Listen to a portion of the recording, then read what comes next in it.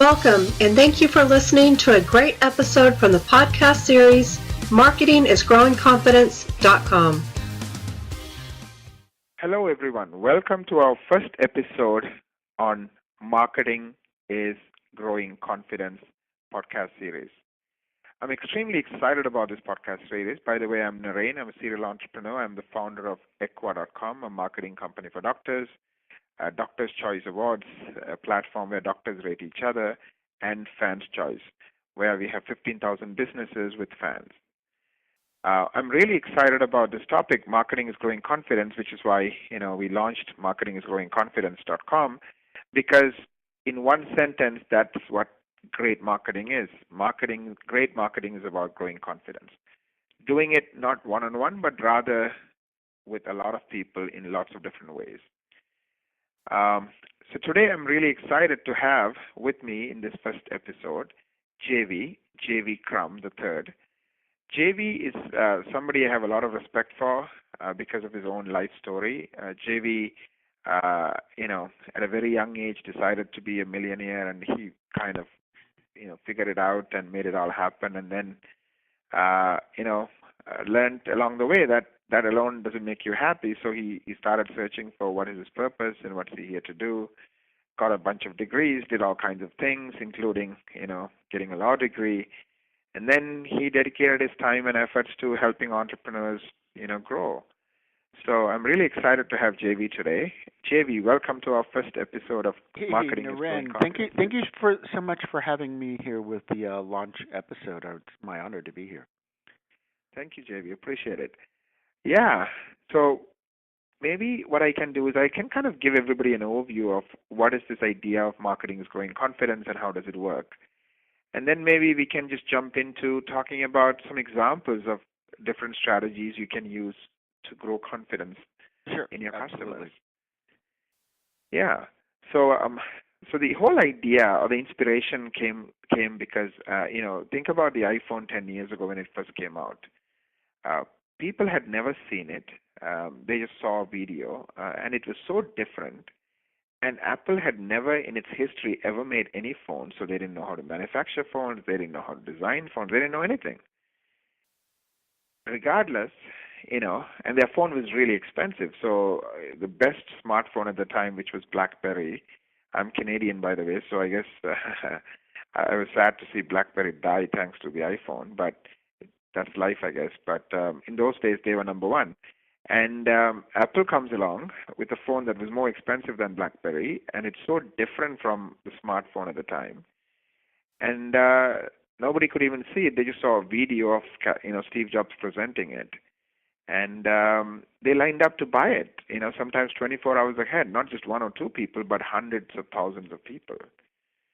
So the amazing question is, how did they pull it off? How did a company with no credibility, no history, build this so super expensive phone? I think there was a famous video by the CEO of Microsoft at the time. He laughed at it. He said, a $500 phone, and he said, nobody's going to buy it. And but today Apple sells 200 million of those phones, and they take 90% of the profit in the market, right? I mean, they're so profitable. So how did Apple pull it off? How did they make people line up? So that's the $1 million question, and a billion or $100 billion question. And if you really think about it, Apple was a master at making customers and prospective customers have confidence in Apple, confidence in their products.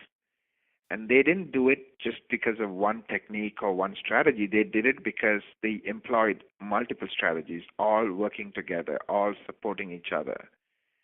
And it came to a point where people would line up 24 hours ahead because they have that much confidence in the company. And now you see Tesla doing it, right? Tesla made an announcement, 500,000 people deposited $1,000 before they have ever seen the product except a demo video. Tesla doesn't even have a factory to build the cars. And Tesla already is notorious for being late in its deliveries and already said it's going to be years before you will even get to see the car. But 500,000 people all around the world, drop $1,000 each to just have the privilege to own that car. I mean, it's amazing how some companies are so good at, using marketing as growing confidence to, um, get people to do unbelievable things. So that's the idea. What do you think, in your experience, JV? Yeah, I think that you've got a unique angle on this, and I think the angle is accurate. Is when we think if you're a doctor or you're any kind of service provider, and you need clients, right? Why are people going to come and utilize your services? They're going to come because they have confidence in you.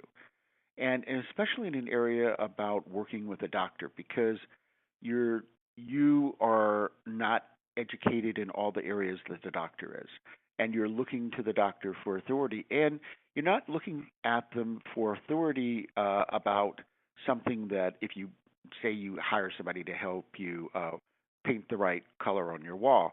Now, you still got to have confidence in that person, but you have to have even more confidence in the doctor because this deals with your health. It deals with your longevity. It deals with the quality of your life.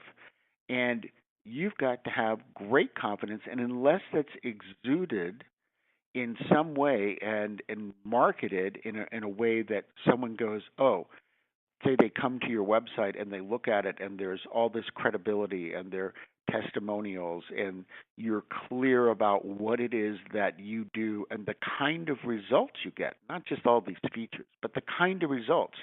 And I think that's what, let's say, go back to your example with Apple, is that Apple had already built a reputation and people could be confident that liked Apple, that whatever they brought to the market, not only was it going to be innovative in a way that their particular market likes it, but it was going to work day one. And if you think about that and contrast it to, say, Microsoft, in which I think Microsoft as a company with the general public has almost no confidence. It's almost, if Microsoft touches it, it's going to be broken because they write bad code and it's always got flaws in it. But Apple had already built a reputation through their computers that we're the innovators. We're the ones that are going to be doing something totally different, that are going to give you a different perspective. And as I said, I think the most important part there is that it always is going to work, that we build innovation that works and it improves your life in some way that you didn't even expect, which is very different than the PC. And so I think they had built that confidence. What do you think, Naren? Absolutely. I think you hit so many key points around this theme of marketing is growing confidence and, being students of that concept. The first key point you hit in my mind is Apple didn't do 300 things. They did three things. Like you said, they always built innovative products. So if I'm looking for something different, something unique, something that blows my mind, I won't go wrong buying an Apple. At least that was the case when Steve Jobs was alive, and it's still kind of somewhat the case, but not as much innovation as it used to when Steve Jobs was around. So innovation was a huge part of that brand, meaning it's different, it's unique. And second thing you mentioned is it just works. You don't need to even charge it. You get that package in the mail, and I was talking to somebody at FedEx the other day, and he was joking, and he said, I know when I am delivering an Apple product, people are going to literally wait at the door. And I was thinking about it, and Apple is master at this, right? So they actually text you, hey, your product has shipped. Hey, your product will be showing up today. You know, so you're anticipating it. You're excited. It's almost like you won a lottery or something, even though you paid like $2,000 because their products are not cheap. Right. Or 1200 you know. And you're like so excited, like that kid, standing at the door, and it's not by accident, They created no, it's that not. excitement. And you think about it because I have two Apple computers that I use to run my business. I have an iPhone. I have an iPad. I'm about to get the new iPad that just came out. And what do I also have? Naren, me and probably every Apple purchaser, I have all the original packages that it came in. I can't throw them away, right? Because they're so wonderful that they're like little pieces of art, the way they've put it together. And so everything about Apple, says we're working at a different tier. and they treat you through their packaging, through the way that they put their innovation together, you feel special. I mean, even when you just open up something like the iPhone, here it comes in this amazing box and it's all white and, the little tabs are perfect and you go, wow, it's like somebody sent you something from Tiffany's, but it's better than Tiffany's because you can actually communicate with the world on it, right? Right. Absolutely. I mean, it's a Other little, than beam me up, Scotty, we can do everything Star Trek could do and a whole bunch more, right. thanks to Apple. Exactly. And it's the simple things, right? I mean, like I remember getting phones in the old days, and I need a knife to cut up the package. Here there is a small tab. I just peel it open. Like you said. God forbid, it'll be a month later and you still don't know how to use anything. Exactly. Right? And my mother, who's 80, can figure it out. My daughter, who was 2, could figure it out. You don't need a manual, right? So that's all about building confidence, but I think it starts with the company having a clear understanding of the expectation they want to create in the mind of their audience. Absolutely. And I think that's the thing for doctors to take is, look, anybody can do a platform of blood tests, or anybody can the basics. Do a crown on a tooth, right? These are basics, but you're going there and you're going to someone because you have faith in them to do what's in your highest and best interest and that they're going to make a good judgment. And that has to be conveyed on the website. It has to be conveyed in everything that you do and the way people are treated, is that this is an extra special place. It's not like all the rest. Absolutely. You hit it right on the head. The number one thing is clarity, meaning the business owner having clarity as to what kind of an experience I'm going to create, right? Using Apple example, it just works. It's beautiful, right? I mean, you want the person to feel good about owning that product, right? It it's innovative. It's not the same old, same old. It's something unique, something different, something so magical, right? But Apple had clarity on those 3 points, and then they did it day in and day out. They lived it. It's not just talk. It was living it, right? The packaging is living it. That experience of me getting a text saying, "Hey, your phone is going to show up today." That's living it, right? So it's once you have that clarity on what are the most important things that you want to be about, living it. And so I think you hit it right on the head. It's that clarity. What, who do you want to be a hero to? And why are they going to call you a hero? I mean, Apple wants to be a hero to people who appreciate, innovation, who appreciate simplicity, who appreciate technology being a servant to them, right? As opposed to them being the servant to the technology and reading a manual and hiring a tech support person and all that stuff, right? That's all. That's it, right? It's Apple knows who they want to be a hero to, and then they just execute flawlessly on that vision of who they want to be a hero to. Now, in your business, who do you want to be a hero to? So that's one way you can grow confidence. Because if you don't have clarity, if you're not clear on who do you want to be a hero to and why, how are you going to be a hero to them? How do you expect your clients to be clear on it? How do you expect your clients to know it? How do you expect your clients to love you because you are a hero to them? Right. Well, and I think I love the concept of being a hero, because I think it goes along with whose problems can you be so in love with that you'll be an evangelist for those problems having a solution. I think that's the other. I mean, if you look at hero as two sides of a coin, I think on one side it's who do you want to be a hero to, and then on the other side, because of your own motivation, and you think about what area do you really want to specialize. Because in today's world, it doesn't matter actually whether you're a doctor or any kind of service provider, the money flows to the deeper niched specialist. That's who makes the big money. It's not the generalist, even though they might know a lot about a lot of areas. And you might know a lot about a lot of areas, but that is no way to build your practice. It's not going to bring you the best clients. It's not going to bring you the best cases. It's not going to make you the best practitioner, because if you've got this one area but you're the person for this area. Well, the reality is there are going to be a lot of people in that area of wanting to, say, reverse or heal or deal with a disease state. And if you're the person who just, like, you're obsessed with that because you love helping that person, I think it's got to come out of your heart as well. This isn't just a mental exercise. I don't think Steve Jobs sat down and mentally worked it out on a whiteboard, although I no doubt he used a lot of whiteboards. But what I'm saying is that ultimately, who you want to be a hero to, I think, is part of your calling. And I talk a lot about that, is that you've got inside of you something that you're on flame. It just excites your soul to do this.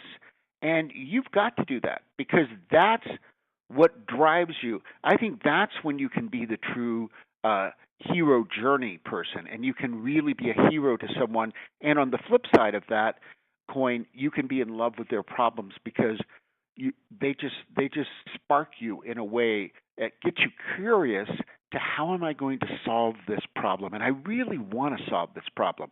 That's when I think you're going to be the best practitioner, and you're going to have the best office, and you're going to have the best patients, and you're going to be, frankly, the most successful from that kind of career path in how you build things.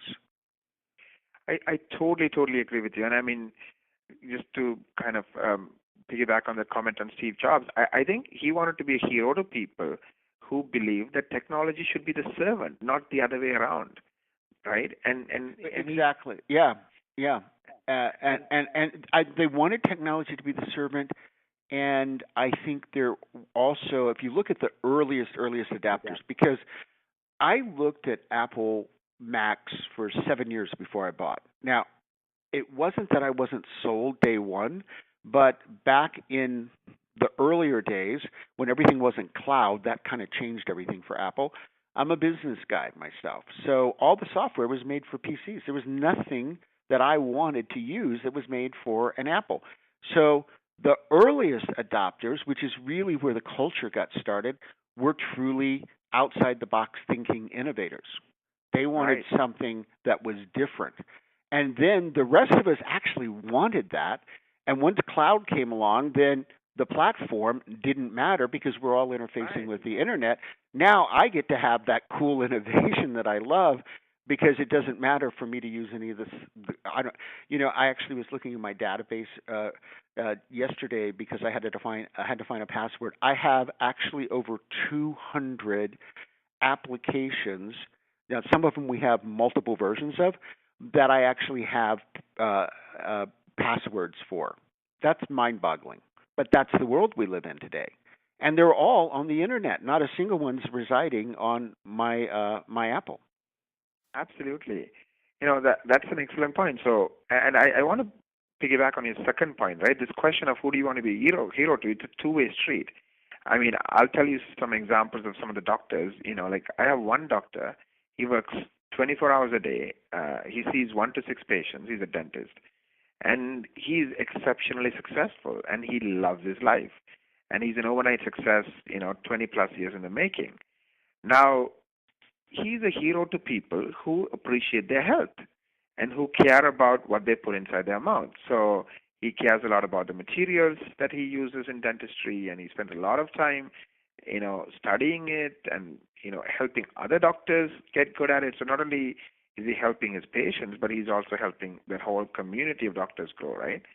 And he's very happy. He works 24 hours a week, has an amazing practice. He does what he loves. And he's not a hero to everybody, but he's a hero to his clients. They love him. I mean, they don't nickel and dime him.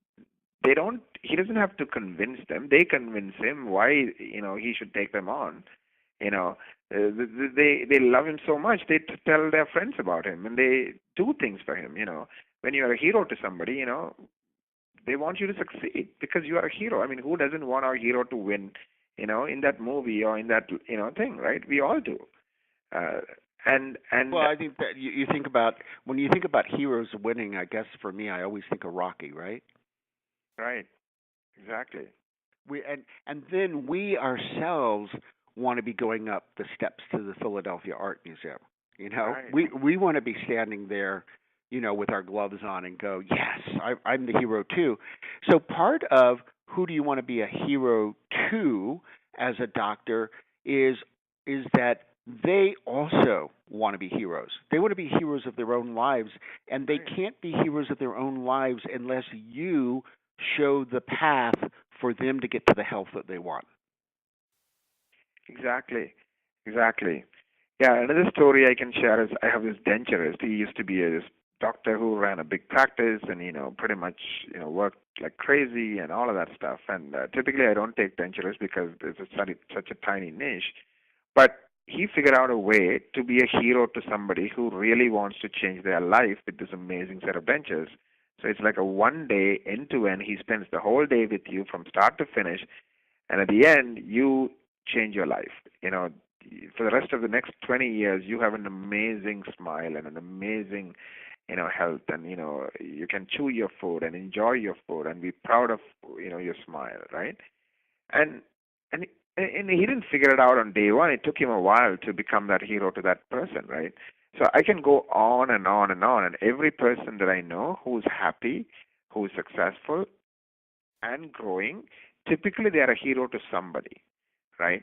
And they get that clarity, and it's like you said, JV. It's not just. I mean, that's your story too, right? I mean, yeah, you made a ton of money early on, and it was great and all that nice stuff, but you are not happy, you know. So Yes, and sometimes, I think that happiness for me and for all the clients that I've worked with, it's the same thing. It comes from finding, and I think this relates to the who do you want to be a hero to that inside purpose.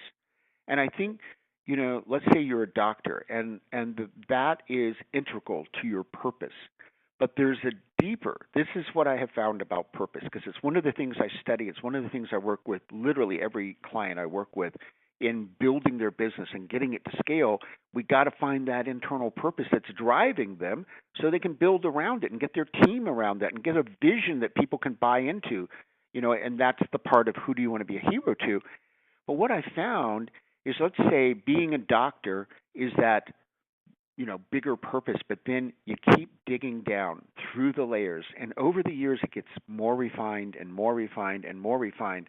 And I find that the more refined we get about this, the more refined we get about who specifically we want to be a hero to and whose problems we really want to solve, because we want to solve them for them.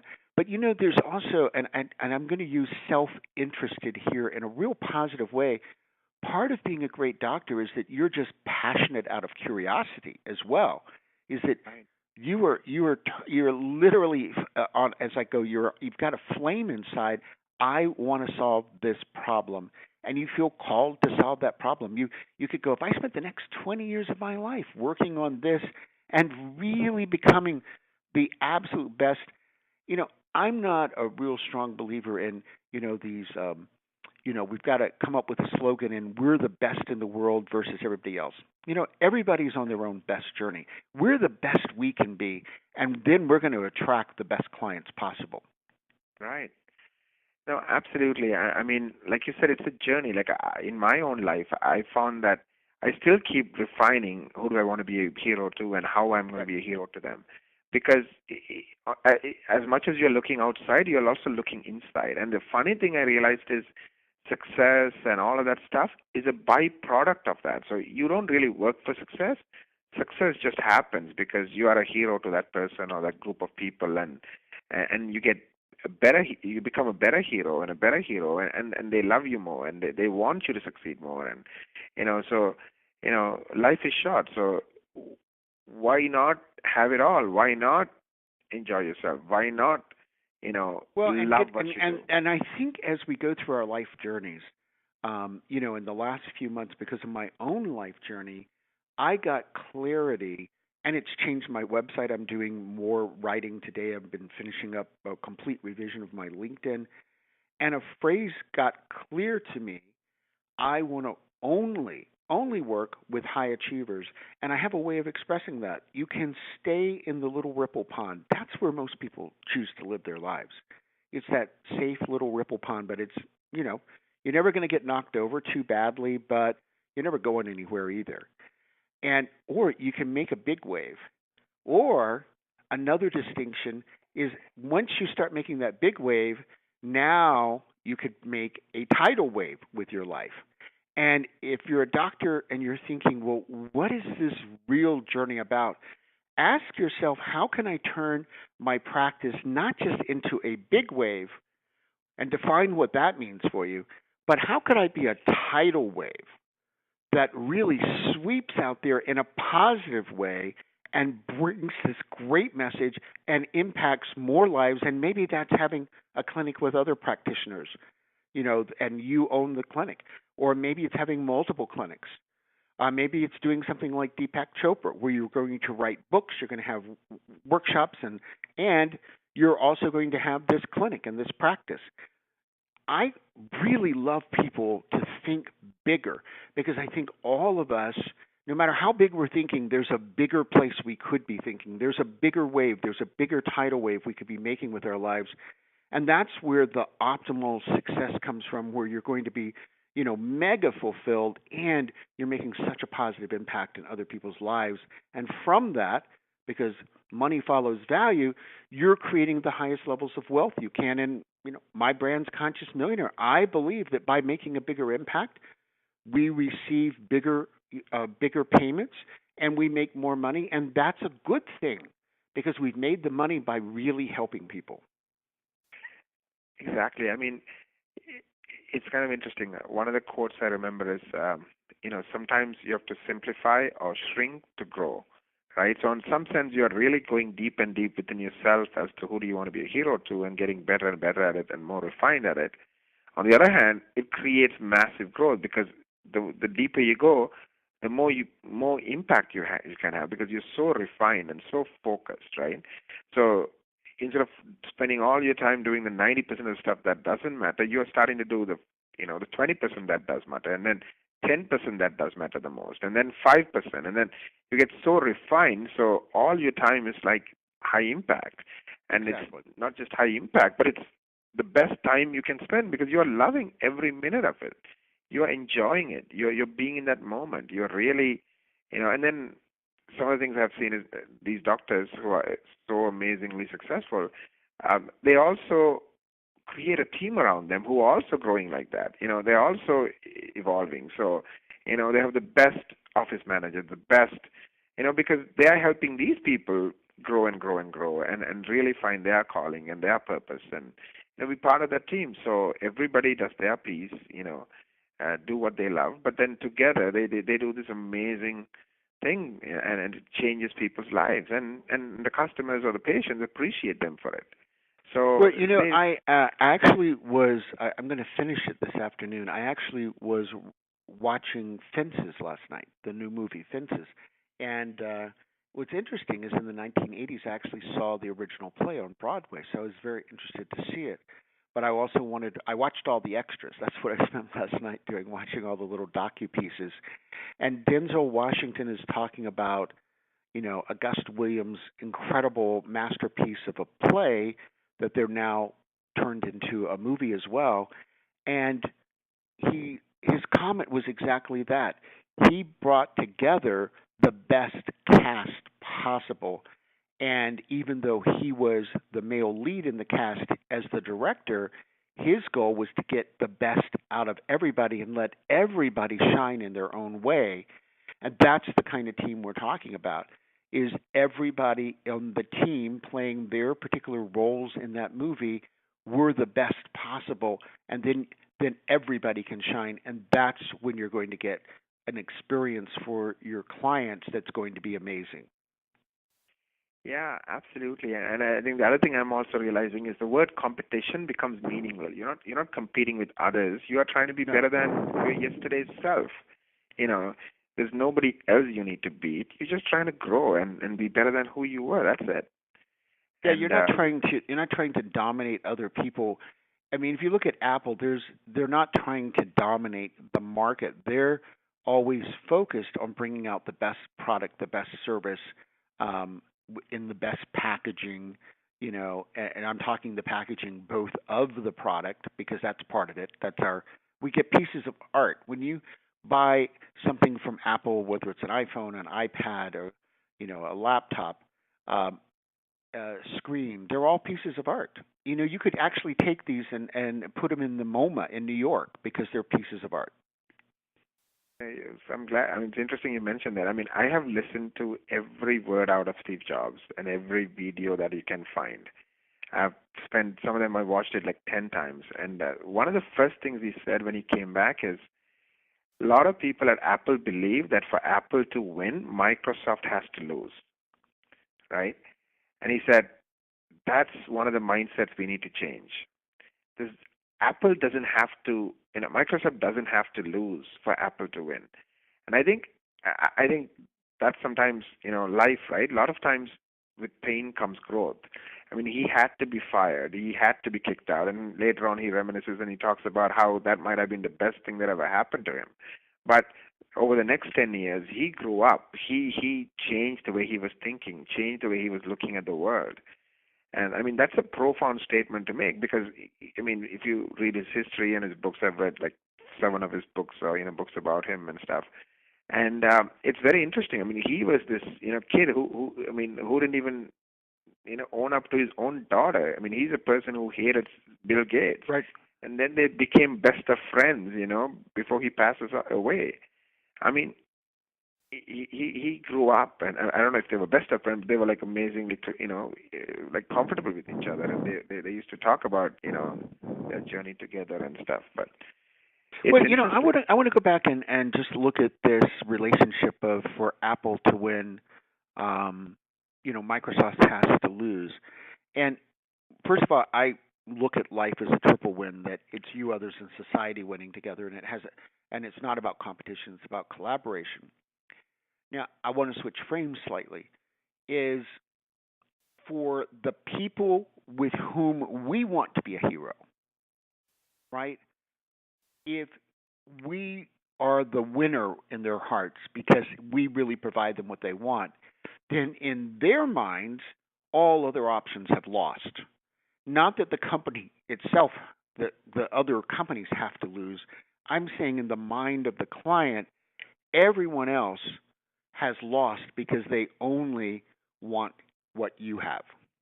And I think that's what great doctors need to, recognize. If you are fabulous at working on hearts, it doesn't mean other people can't be fabulous on working on hearts. It's not that, it's that what you provide. And part of this, let's go back to what we started with, marketing, to gain confidence, is marketing. Part of this is literally how you've positioned yourself in the minds and hearts of people. That's what will bring them to you. Not just that you are this great heart specialist, but it's how you've positioned yourself. And I think for me, the most important part of that is how well have you connected yourself to their heart and mind? How are you connected to them? And I think the best way to be connected is to be a human being who cares. And that's not just who you are, but that you're able to communicate that well in your marketing. That, for me, as a consumer of anything, is going to get my attention. Absolutely. You hit up on an amazingly interesting point, and maybe this could be its own podcast one day. But, the world is a big place. You don't need every customer. You just need people who love you. Let's call them fans, because you have fun serving them, because, of course, they appreciate you so much. That's why they are your fans. They're not your customers, right?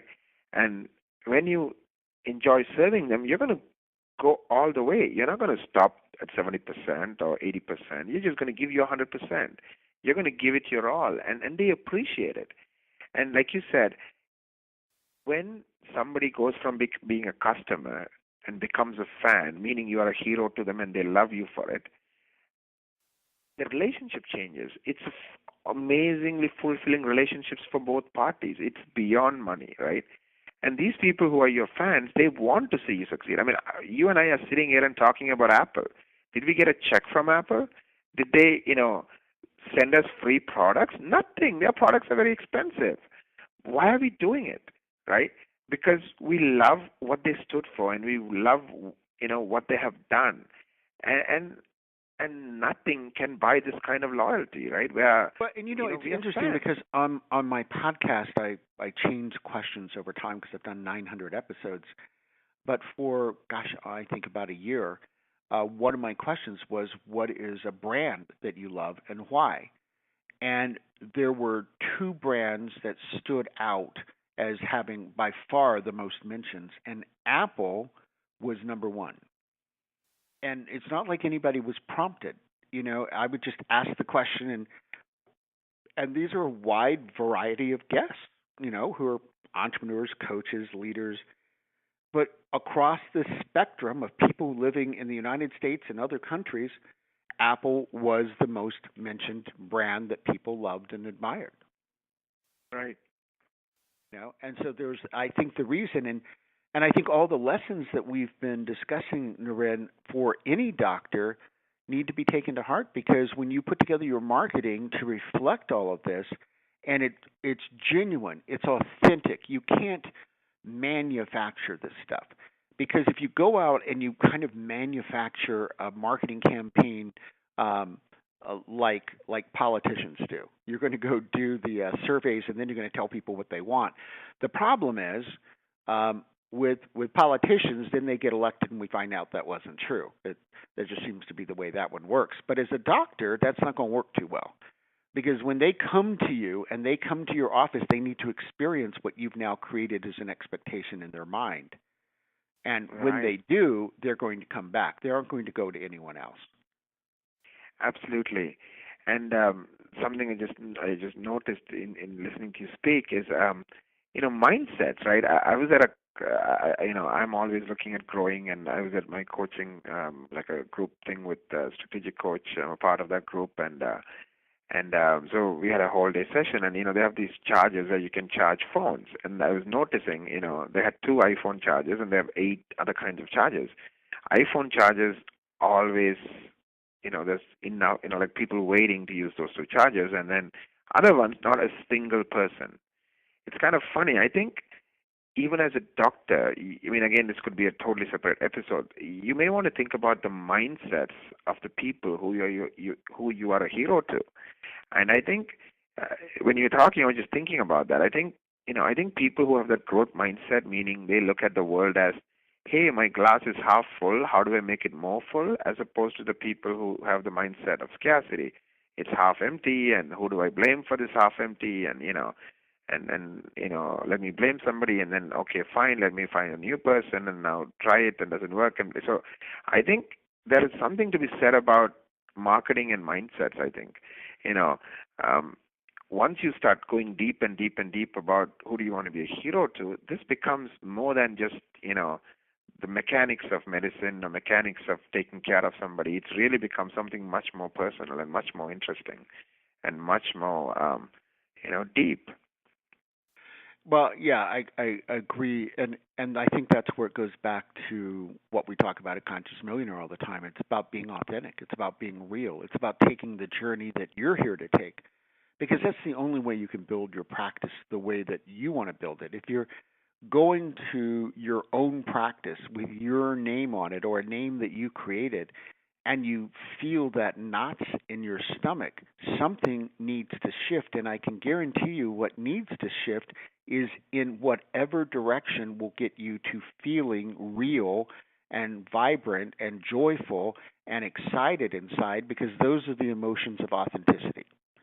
And that's the only path that will work on a sustainable level. Right. Yeah. I mean, we can go on and on. So let me give you a couple of more examples of, future episodes that we could talk about. Scarcity grows confidence, right? We all want what we cannot have. I mean, Nike built this business called Sneakerheads, and every week or two they release a limited edition product, and they have so many stores that carry Nike. So every store gets 20 of those shoes, and people line up. And then they go and collect them and they resell them, and some of these shoes that may have cost originally $200, 5 years later is selling for 2,000 or even $20,000. Now that's scarcity grows confidence. So there are all kinds of things you can do to grow confidence in your customers, your current customers, your future customers, and like you talked about, JV, at the beginning, when somebody has more confidence in you, they say yes more often. They listen to you more often. They refer their friends more often. They do favors for you more often, right? Absolutely. When they have less confidence in you, they're going to second guess you. They're going to argue with you. They're not going to, they're going to undermine, even your best intentions because they don't really believe in you. So, well, and I think that's when we come back to what we've been discussing, that you've got to be very specific about who you want to be a hero to, and then understand and study so that you know their problems better than they do, that you can articulate them with more precision so that when you sit there and you're having a consultation and you talk to your client and you start describing what their life is like from the point of pain and frustration and overwhelm and all the things that are going on with them, and it's not just a laundry list of symptoms. Those are just features. But it's about quality of life. And you understand that at such a strong empathetic level, and you express that empathetically so that they know you care about them. They're not a statistic. They're not a chart. They're not features that you're going to rattle off. They're human beings, and they feel touched inside. Not just touched, but when they hear your words, your emotions, they know that you truly get what their life is like and why they've come to you for a solution, because that will convey confidence. absolutely. Like I know sometimes, patients hug their doctors. It's not just a transaction anymore. It's a relationship. It's something much more deeper than well, you are a number to me, right? Both sides, right? And it's transformative. It's not transactional. It's amazing. Well, and I think that's when we come to being human beings with one another. I think that's where we are in terms of business. I think that most of us who are talking together, and even though you're not in the dialogue, I know you're in the dialogue if you're listening, because this is going on in your head.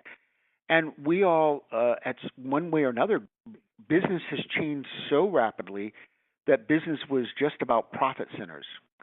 And now business is about meaning centers. It's about making a difference. It's about touching people in ways that matter. It's about creating sustainable businesses. It's about solving problems that people care about, not because that will get them to buy, but because that's the core of what you're doing in your business as a doctor, in your practice.